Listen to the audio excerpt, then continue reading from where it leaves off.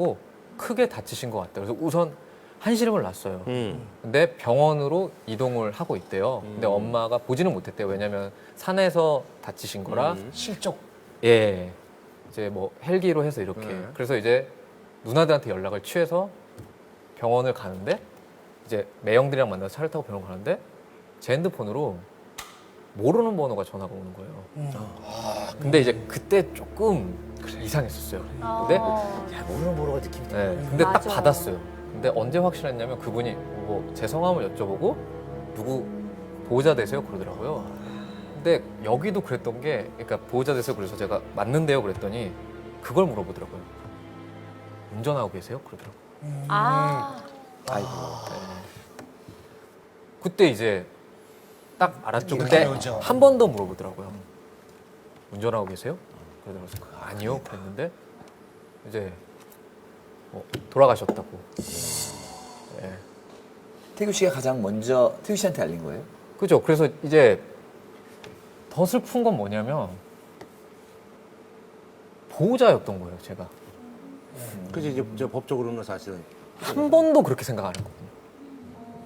네.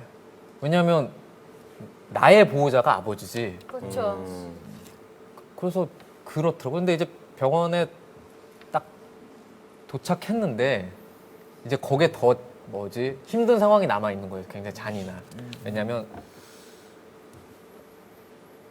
사고를 당하셨는데 네. 보호자가 확인을 해야 돼요. 아, 야, 그거 참. 예. 예. 근데 이게 뭐 이렇게 실족사를 하신 거라 시신을 확인을 하는데 의사 선생님 입장에서는 당연히 이제 설명을 해줘야 되잖아요.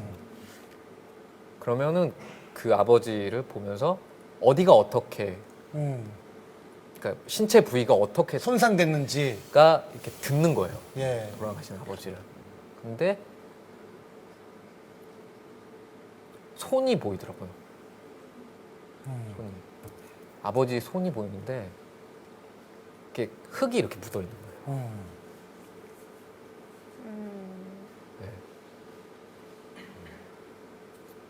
네. 참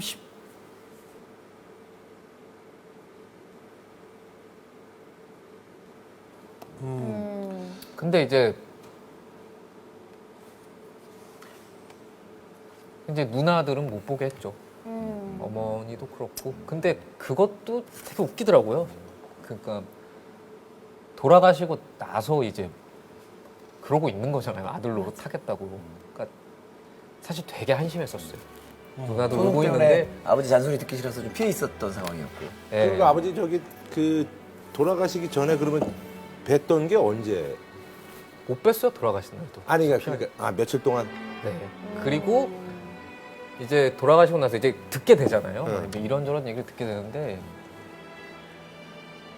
누나가 그 얘기를 하더라고요, 저한테. 아버지가 저 그리워했었대요.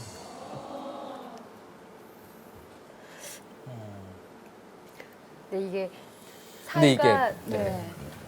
평생 그런 표현 안 해보신 그쵸. 아버지들은 절대 표현 못해요. 그런데 태규야 보고 싶구나 이런 얘기를 맞아요. 대부분의 아버지들이 못해요.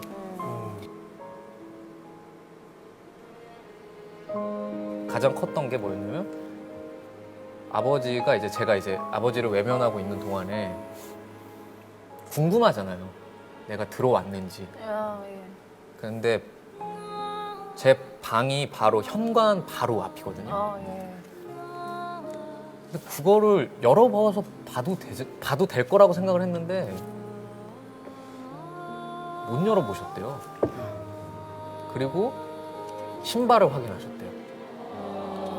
내 아들이 들어왔는지 안 들어왔는지를 같이 사는데 방문을 못 열어보시고 신발을 보고 얘가 그리고 또 이제 막 신발 옷 사는 거 좋아하니까 신발이 워낙 많잖아요. 근데 거기서 스무 그림 찾기 하듯이 제 흔적을 이렇게 찾는 거예요. 근데 그것도 미칠 것 같았는데 언제가 제일 슬펐냐면 어느 날 이제 집에서 밥을 혼자 먹는데 아버지가 드셨을 법한 같은 자리에 같은 공간에 제가 밥을 혼자 먹는데 아버지 계속 그렇게 혼자 드셨을 거 아니에요. 그러니까 그때 확